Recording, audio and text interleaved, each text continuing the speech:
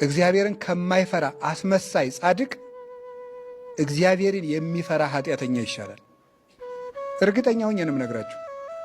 ዳዊት ኃጢአት የወረሰው ሰው ነበር። እውነት ለመናገር ደጋግሞ በዝሙት የሚወድቅ ግን ማንን ይፈራ ነበር? እግዚአብሔርን ይፈራው ነበር።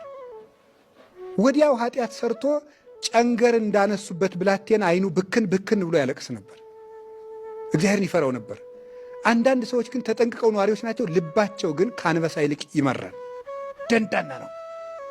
ከአንደበታቸው የሚወጣው ቃል ድንግጥ ያደርገኛል። እኔ እገሌ ሞተ ሲባል አሽሮታል እንኳን ደፋው ሲል ልቤ ስንጥቅ ይላል። እውነቴን ነው የምነግራችሁ። አይባልም እንደዚህ።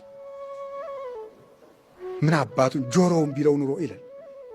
ነውር ነው። እንደዚህ ያለ የአውሬ ልብ ነው። በፍጹም በጠላትህ ሞት ደስ አይበልህ፣ ቀን የሚያመጣውን አታውቅምና። ሰሎሞን እንደዚህ